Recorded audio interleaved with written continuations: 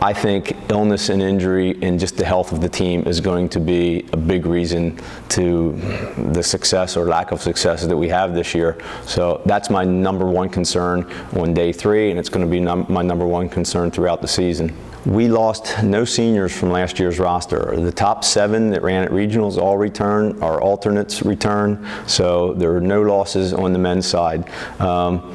I guess you could say, in relating back to the first question, to health, Bryce Williams was our number 2 runner much of last year, and he is currently out and will not be cleared to run till sometime in September. So that is a loss, at least at this point in the season. And on the ladies' side, we lost our number 2 runner, Grace Adams. Other than that, we should return intact.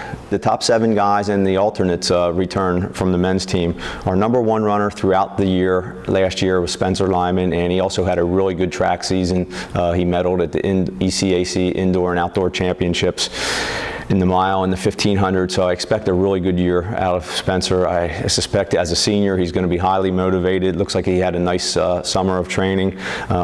Number 2 man from last year, Bryce Williams, hopefully we'll get him back at some point in the season, and Bryce and I have talked. We don't know that we're going to get the best Bryce Williams, but we at least want Bryce to be healthy on the track towards contributing towards the team towards the end of the year. Our number 3 runner is Pat Mannion, another senior who's returning, and our 4 through 8 runners were Matt Krogstad, Ryan Kiger, Ryan Braun, and Noah Yadgaroff. And Noah is another one who's injured, and he's walking in a boot right now, and we won't get him back until sometime later in September, but he returns. And a couple of our top alternates from last year, Alex Fiore is back and looks like he had a good summer of training, and Ben Cotran, who really improved last year during the outdoor track season, and I would expect Ben's probably going to be a top 5, 6, 7 guy this year.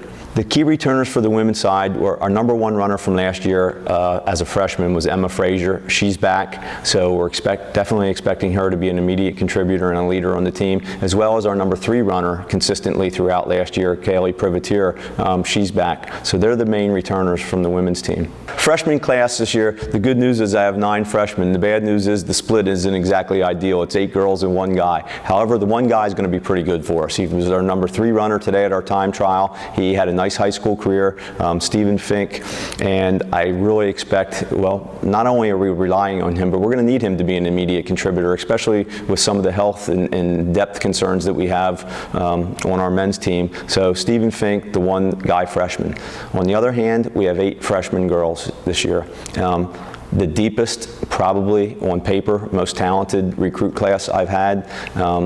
However, we all know, contests aren't won on paper, so we'll see how they pan out. I think we will definitely be a better team because of this class of freshman girls, but I am looking at this as not only just a season-long project, but a 4-year project. Several of these girls are relatively new to cross country. 1 is brand new to cross country, didn't run in high school, but there is talent amongst these young ladies, and I think we'll see a bigger payoff when we get to track season, more so than cross country. But the big goal is to make them a nice cross country team before they leave F&M. But the success of our women's team this year is going to be driven by these 8 young ladies. We have 15 girls in the roster, 8 are freshmen, so just by the math alone, we're going to need them to be a driving force.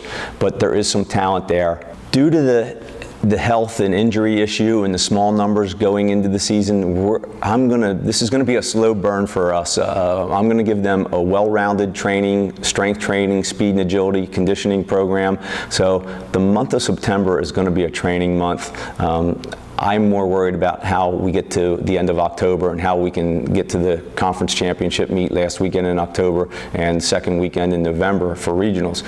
So I look at our competitive season really starting September 29th at the Salisbury meet for a couple different reasons. Like I said, number 1, the depth and injury and illness factor in our team. We're going to start the season slowly, and we are going to build to November. And with a largely new women's team, I think it's just a neat meet to go to. It's going to be an overnight trip. We're going to spend some time Friday night before the meet at the Rehoboth Beach Boardwalk, and then after the race Saturday, we're going to head over to Ocean City, Maryland. So it'll be a nice team bonding for a lot of freshmen on the women's team. And it's a place where every kid on the team can run a PR. I mean, it's a really flat and fast course. So I think that's one we're circling on our calendar because of the overnight trip and the team bonding experience, and it's a really good meet on a good course. And the other big one for us is the regionals. We put a big emphasis on how we do at the regional championship meet.